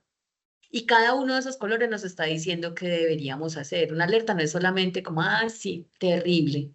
Si me están diciendo que hay una alerta naranja sobre algo, implica unas acciones de mi parte. O bueno, también puede implicar que yo sé lo que puede pasar y tome la decisión de no hacer nada. Y no hacer nada es una decisión. ¿Qué es lo importante? Que usted decida hacer nada, pero sabe lo que puede pasar, no que no haga nada porque nadie le contó, sino que usted no haga nada porque usted confía en otras cosas, hacer este movimiento. Identifica en tu territorio las zonas donde se pueden generar desbordamientos de ríos o quebradas y repórtalos a las autoridades locales y departamentales. Eso implica que yo me movilice en mi territorio, ¿cierto? Que yo identifique a mi lado qué puede pasar. Dale, Sara. Y en la última de estas piecitas, revisa el terreno alrededor de tu hogar para identificar posibles señales de deslizamiento como grietas o movimientos inusuales en el suelo. Todas estas tres piezas de esta campaña de alerta climática, miren que están apuntando al componente familiar. Y espero que se acuerden, por hecho, en las diapositivas de atrás, cuando decíamos que la respuesta que empieza de abajo hacia arriba empieza en mi casa. Y empieza cuando yo, por ejemplo, atiendo algunas de estas cosas. Puede que, por ejemplo, a mí que vivo en un 10º piso, no esté mirando señales de deslizamiento, pero sí pueda estar mirando el tema de la disposición de residuos en la vía, porque eso puede afectar mi movilización para salir a trabajar. Por último, en este componente del conocimiento del riesgo está la comunicación del riesgo a las entidades públicas y privadas y a la población con tres fines que me encantan. Información pública, sepa usted qué puede pasar. Percepción del riesgo, cambie su paradigma en función de lo que puede pasar. Y toma de conciencia, tome acciones sobre la información que le están dando. Entonces la comunicación no es solamente para que haya una pieza muy bonita como la que acabamos de ver, sino para que usted a través de esa pieza primero se sienta informado si le están diciendo, si hay alguien que me está contando y sobre todo alguien en que yo confío que me está contando, porque si vamos al TikTok, amigos, la cosa se nos complica, ¿cierto? Entonces, la fuente es muy importante.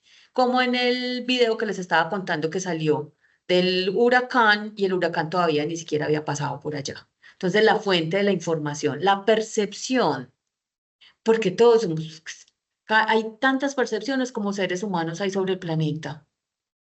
Y hay personas que a todos les parece que es muy horrible. Y hay otros que pensamos que las cosas pueden ser muy sencillas. Y hay unos que actúan y hay otros que se quedan quietos. Entonces, tener información ayuda a mejorar la percepción y a mejorar esa percepción para tomar decisiones y tomar conciencia sobre los eventos. De la comunicación, cosas cortas. Uno, la intención de fortalecer la comunicación social, la información pública y la educación en gestión del riesgo de desastres es complejo. Creo que siempre lo seguiremos intentando. Desde esta seccional hemos, con el área de comunicaciones, convocado, por ejemplo, a los periodistas del Valle de Aburrá. No hemos sido tan exitosos, pero lo seguimos intentando. porque el comunicador y el periodista tienen una tarea importantísima en ese componente de información pública, percepción y toma de conciencia, la forma en cómo dice las cosas, cómo se expresan las cosas y el componente técnico que todo lo tiene de alguna manera. La comunicación de doble vía, porque recuerden que la definición de comunicación es intercambio. Es decir, yo tengo un emisor y un receptor que intercambia datos. No necesariamente tiene que ser en positivo, ¿cierto? Yo puedo intercambiar con el otro y estar en desacuerdo, pero estoy intercambiando, que es distinto a información. Cuando yo informo, simplemente entrego. No sé el receptor si le llegó o si no le llegó. Entonces, en la comunicación del riesgo queremos eso, comunicación. ¿Hay un componente de información? Sí, lo acabamos de leer. Información pública, yo le entrego el dato, va a pasar el huracán, hay un tornado, estamos en temporada de lluvias, estamos en temporada de menos lluvia, me están dando el dato. ¿Qué hago con ese dato? A quien lo entregó en términos de información no le interesa, pero cuando yo hablo de comunicación, si estoy esperando ese intercambio con el otro en general, entre el emisor y el receptor, y por eso yo creo que incluso decir comunicación de doble vía es una redundancia, porque toda comunicación, desde el concepto de comunicación, debería ser de doble vía. La elaboración de estrategias de comunicación de temas priorizados y críticos, y aquí la palabra clave es estrategia. Aunque todos comunicamos, no todos somos expertos comunicando. Los proyectos y los procesos de gestión del riesgo deberían tener profesionales que se encarguen de diseñar estrategias de comunicación, que tengan que ir más allá de decir, si la población sabe leer, cartilla, si la población no sabe leer, podcast, porque no es tan simple. Cuando hacemos estrategias de comunicación, y aquí es donde está la comunicadora que llevo en mi interior, yo tengo que analizar qué consume mi público. Yo tengo 52 años, yo no consumo TikTok, me da mucha pereza, pero seguramente hay un público que sí. Tampoco consumo Facebook, qué oso. O sea, estoy vieja, pero no acabada. Perdón los que usen Facebook, es que a mí no me gusta casi el Facebook. Pero hay una población que en redes sociales, esa es la que se mueve. Hay otros que son de YouTube. Hay otros que les dicen, no, entrégueme la cartilla, que me encanta tener el papel en mis manos. No se trata de entregarle a cada uno lo que mejor le parece, se trata de hacer un análisis de públicos para poder hacer estrategias de comunicación. Sistemas de información, ni que se diga. Estábamos hablando ahorita en la imagen de la Dirección Nacional de Planeación, que a partir de la ley pareciera como que todo se disparó, pero eso tiene que ver con los sistemas de información, con que hay alguien que recoja el dato, pero que además hace algo con el dato, ¿cierto? Porque tener datos y no trabajarlos es como si no los tuviéramos. Cajas de herramientas van a encontrar muchas. Quienes estén aquí acompañándonos, que sean de la Cruz Roja, yo los invito a que hagan unos recorridos por la página de la Federación. Por ejemplo, el componente de cambio climático de la Federación en el Climate Center tiene una caja de herramientas bastante interesante que incluso trae presentaciones ya listas que podemos utilizar. La Federación trabaja equidad de género. Muchas cosas están en inglés, pues bendito mi Dios, pero otro gran porcentaje está en español. Otras agencias, por ejemplo, Oxfam tiene una página interesante. El Ministerio de Medio Ambiente de este país tiene unas cajas de herramientas muy, muy buenas para trabajar gestión del riesgo. Entonces, denle una miradita a páginas oficiales o incluso con el buscador solo pongan cajas de herramientas que van a encontrar, perdón, cosas interesantes que nos ayuden a trabajar gestión del riesgo. Yo sé que es muy bueno ser originales y todas esas cosas, pero hay cosas que ya están inventadas, muchachos. Lo que se hace es, como decíamos hace un rato, ponerlas a conversar con el territorio. Eso pues tampoco entra igualito. Lo que se hace y ahí es donde está el proceso. Gracias por recordarme Esfera. Esfera está el 26 de noviembre va a haber una, ay Dios, se me olvidó qué es, pero va a haber algo en Bogotá sobre Manuel Esfera y unos ajustes que le hicieron. Y se incluyó en Esfera, que es la novedad de este año, un capítulo sobre soluciones basadas en la naturaleza, que es bastante interesante porque Esfera está en permanente actualización. Y bueno, el componente de telecomunicaciones jóvenes, pues que es primordial. Las emergencias se caen por fallas en las comunicaciones, en las físicas y en la verbalización de las acciones.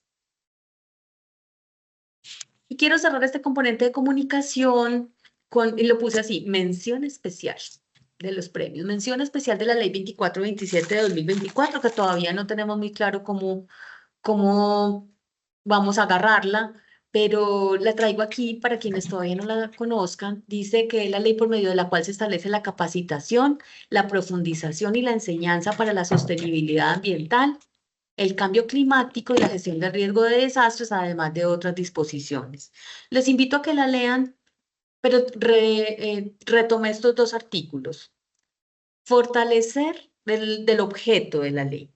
Fortalecer la formación en sostenibilidad ambiental, cambio climático y gestión del riesgo de desastres en niñas, niños, adolescentes, jóvenes y adultos en su trayectoria educativa. Y establecer la capacitación a funcionarios públicos por elección popular y la inducción y reinducción a los servidores públicos en Colombia en estas áreas del conocimiento. Es una ley muy corta, le pueden dar una mirada, pero quiero traerla aquí para finalizar el componente de comunicación y comenzar a hacer las conclusiones de nuestro encuentro, porque da un énfasis, un empujón, es la palabra que está buscando, un empujón especial a la educación en sostenibilidad ambiental, cambio climático y gestión del riesgo, y entonces nos pone a trabajar esos tres temas juntos. E incluye las instituciones educativas públicas y privadas de educación básica, media y superior, es decir, escuelas, colegios y universidades. Debemos empezar obligatoriamente a hablar de gestión del riesgo. Y la segunda, que creo que la amo más que la anterior, porque en la primera algo ya se hace, pero la segunda dice funcionarios públicos por elección popular, inducción y reinducción, porque todos sabemos que no es un tema principal en muchos de los funcionarios públicos y en muchos de los que han sido elegidos a través del voto popular, que muchos llegan a aprender sobre el tema porque además es una obligatoriedad y esa es una de las grandes ventajas también ay, de las herramientas de planificación, es que deben superar los periodos de gobierno. No están supeditados a si quiere o no quiere, sino que superan esos periodos de gobierno. Esta ley lo que hace es también otro empujoncito para que estas personas obligatoriamente pasen por un proceso de formación alrededor de los temas de gestión de riesgo, cambio climático y sostenibilidad ambiental. Los invito a que le den una mirada. Es muy reciente, es de septiembre del 2024. No la he estudiado todavía muy juiciosamente, pero quise traerla aquí para que empecemos todos a darle una mirada. Finalmente, entonces, algunos elementos que pueden ayudarnos a construir comunidades resilientes, que es el nombre que le quisimos dar a estos encuentros, a estos 4 encuentros del mes de octubre. Algunos, fortalecimiento de la infraestructura, invertir en viviendas, edificios, puentes y otras infraestructuras críticas que puedan resistir el impacto de los desastres. Ahí dice invertir, porque no dice construir. Hay cosas que ya están construidas y son susceptibles de refuerzo, de mejorarse. Involucrar a los residentes, empoderar a los residentes o comunidades locales para que participen en los esfuerzos de planificación y respuesta, y eso permite desarrollar la resiliencia. Y miren que tengo esas dos palabritas subrayadas, resistir y resiliencia. Resistencia tiene que ver con la forma en que recibo los embates de la emergencia y resiliencia tiene que ver con la forma en que me recupero después de haber resistido. Ambas son muy, muy importantes. Mejorando la alerta temprana es otra forma de construir comunidades resilientes. El desarrollo de sistemas eficaces que puede proporcionar a las comunidades información para prepararse.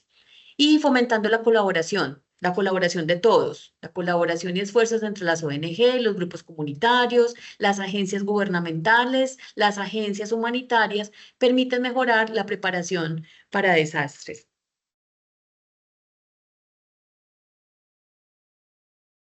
El papel de la participación comunitaria en educación, comunicación, colaboración y voluntariado. En educación, brindar educación sobre el riesgo a las personas de una comunidad los empodera para tomar medidas y creo que esa última ley que traje aquí como a bailar en esta charla apoya esto. Comunicación, porque los canales de comunicación eficaces entre las autoridades y los residentes en el territorio son indispensables para la preparación y la respuesta. Yo ahí le agregaría la confianza en ese proceso de comunicación. La colaboración, porque fomentar redes y asociaciones comunitarias sólidas mejora la preparación y la resiliencia. Y creo que esta de colaboración cada día se ha perdido más. Yo sé, a través de los eventos de emergencia en los que he estado, a través de los procesos de formación, que sí somos un pueblo solidario, que somos unos colombianos solidarios, pero sobre todo somos solidarios en el momento.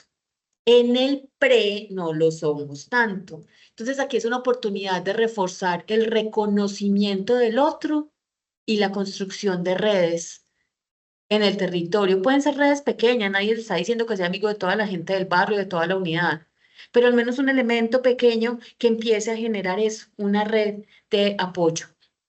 Y voluntariado, yo que soy voluntaria hace muchísimos años, desde que salía con Henry Dunant, alentar a las personas de la comunidad a ofrecerse como voluntarios en los esfuerzos de preparación y respuesta para aumentar la capacidad local. Concluyamos entonces. 1. La mejora continua, revisión y actualización periódica de los planes de desastre, revisión de los riesgos, establecimiento de necesidades. 2. Ampliar las buenas prácticas. Compartir estrategias comunitarias que han sido exitosas en un sitio puede permitir que se fortalezca en otros sitios y nos puede inspirar para replicarlo en muchas partes de nuestro país. 3.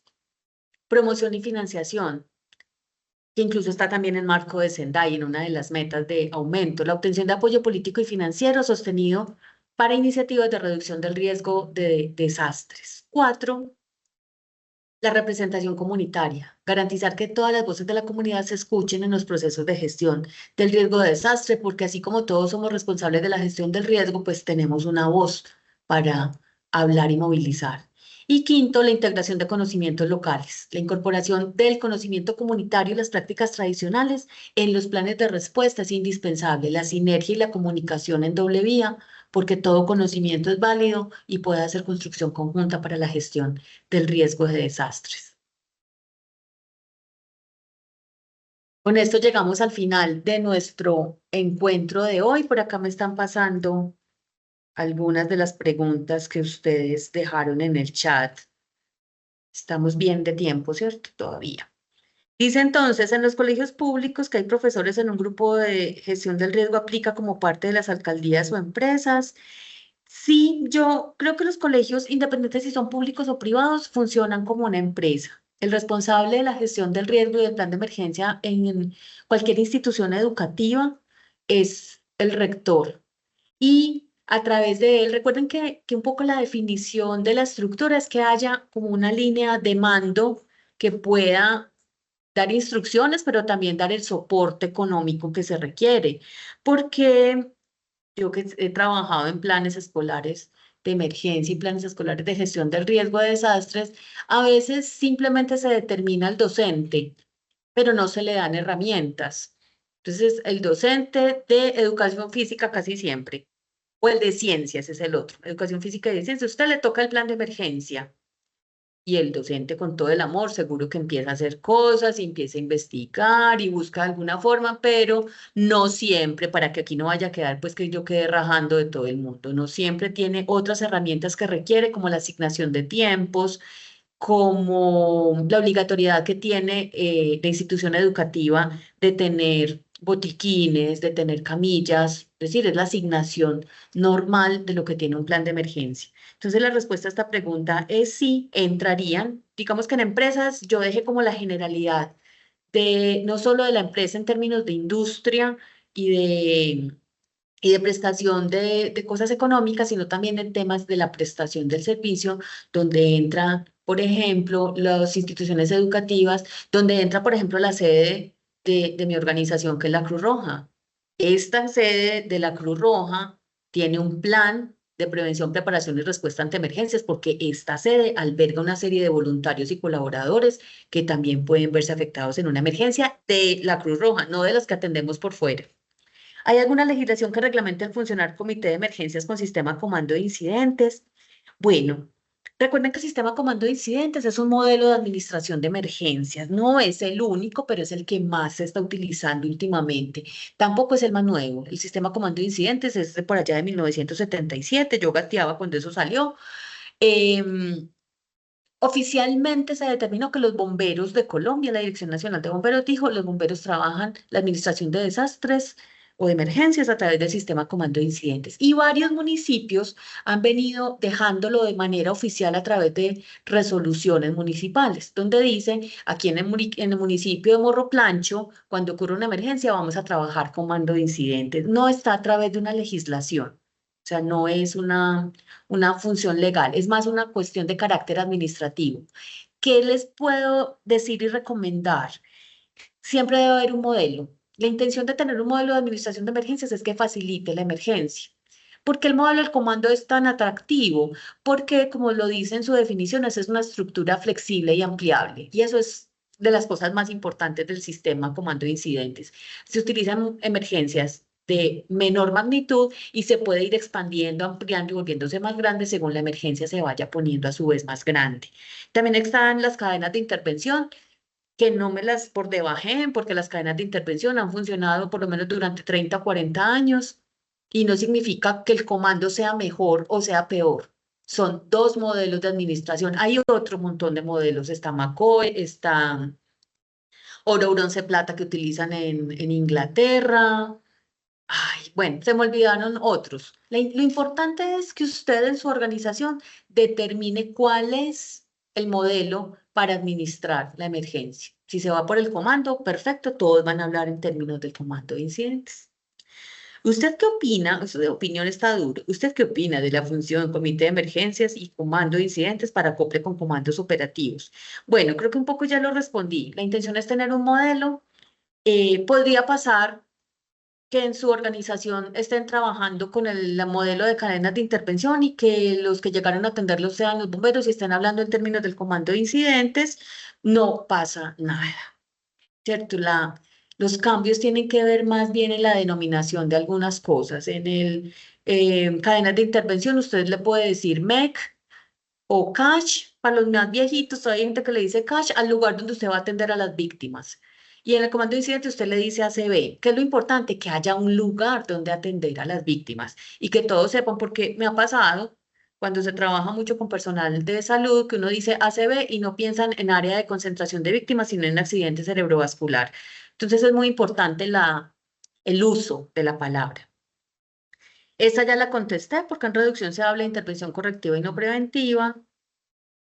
Y dicen por acá, en el caso del huracán Milton hoy en la Florida, todo se enfocó entonces al manejo del desastre. Sí, ahí ya no había, bueno, ahí hubo mitigación un poco en los que antes del paso del huracán ya tenían refuerzos estructurales o tenían el sótano listo para poder irse a resguardar allá. Pero en general esto es un momento de manejo del desastre. Esperar lo que pase y recuperarse con lo que quedó. Bueno, por aquí cierro como las preguntas que me pasaron. Por acá dicen, está mal llevado el modelo del comando. Bueno, muchachos, yo creo que el hecho de que estén en una charla como esta, lo que dice es que cada vez somos más trabajando juntos alrededor de la gestión del riesgo y que seguro lo vamos a lograr. Yo, por mi parte, cerrando este encuentro de hoy, los invito a las siguientes 3 conferencias que tenemos, donde vamos a hablar de temas todos muy distintos. El componente de comunidades resilientes en temas de inundación, el componente de manejo de materiales peligrosos y cerramos con una línea hospitalaria. De manera que a través de estos encuentros tenemos 4 charlas muy distintas. Recuerden que la asistencia a las 4 charlas les da la posibilidad de obtener una certificación de participantes, de asistentes. Entonces, por mi parte, muchas gracias por haber estado acá y estaremos viéndonos. A quienes me saludaron, abrazos para todos. Una feliz noche, muchas gracias, muy importante.